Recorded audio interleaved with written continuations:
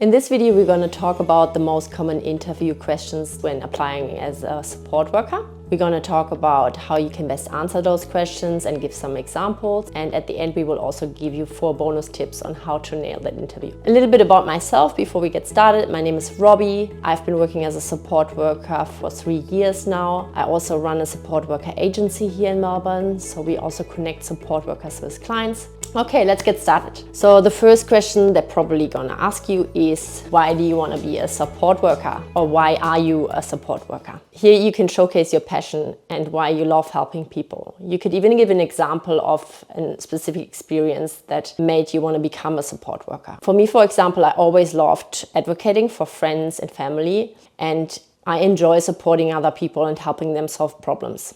And I'm really excited about it. That's what you want to tell your future employer or the client as well in the interview, that you really enjoy the work. The next question they could ask you is, how do you handle stressful situations and emergencies? Here they want to see whether you have patience and problem-solving skills. You could give an example of a situation where you've already helped a client with solving a problem. And if you're just starting off, you could give an example of a previous job where you've done that, or even another example from your life. Before I worked as a support worker, I would have answered in that question that I worked in a call center for an airline before, and I often had clients calling that were 10 hours on the airport that have not been reconnected to another flight and didn't know what was going on. So there was a lot of stress involved when they called, and sometimes they were really angry. So what I had to be is be calm and patient and help them to solve the problem without getting angry myself, because sometimes they would be very rude. So yeah, just think about that question before you go into the interview and have a little answer for that. Then they could also ask you whether you've adjusted your communication style before for a client that you've worked with. I, for example, would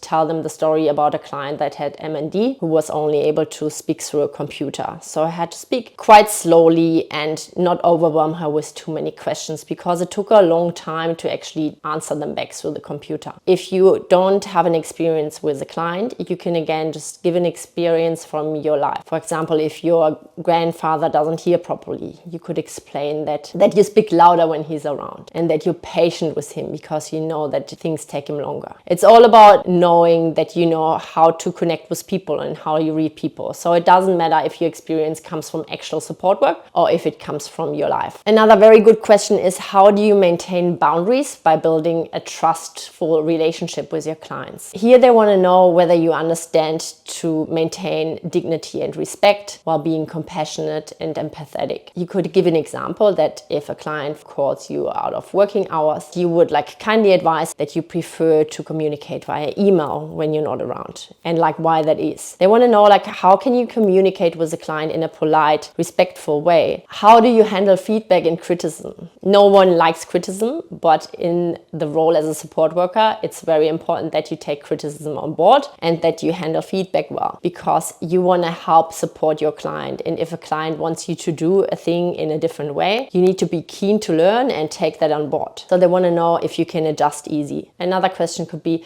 how well do you organize time and what strategies do you have to organize your time? Here they want to find out how well you can work on your fleet and how flexible can you be, and how well do you understand your client's needs and what needs to be done. They want to know whether you are able to get the things done that need to be done while still being there for your client. Another thing they could ask you for is an example of how you've advocated for a client in the past. If you haven't worked as a support worker, here you can take an example from your family or friends. You could, for example, tell the story of how you helped your friend getting out of a phone contract that they didn't want anymore. Being a support worker, it's all about helping your clients stand up for themselves and stand up for their rights. So if you can show that you can be passionate about it and that you're also confident enough to do that, that's the key. What do you think is the most important quality a support worker could have? Here they want to find out, what are your values in the role? Answers like resilience, patience, compassion, empathy are great. And of course, you should have embodied those qualities, are really eager to embody those qualities in the future. Now let's get to the bonus tips that I promised you guys. Tip number 1, research the organization. Show that you've done your homework, know their mission, know their values, and show how your values align with their values. Tip number 2, prepare questions. If you come with questions, they can see that you're passionate about what you're doing, that you want to learn, and that you're really eager to do the best possible job. Tip number 3, dress professionally. Even if you might be working in very comfortable clothes, being with your clients, it's important that you come professionally to an interview so they understand that you take things seriously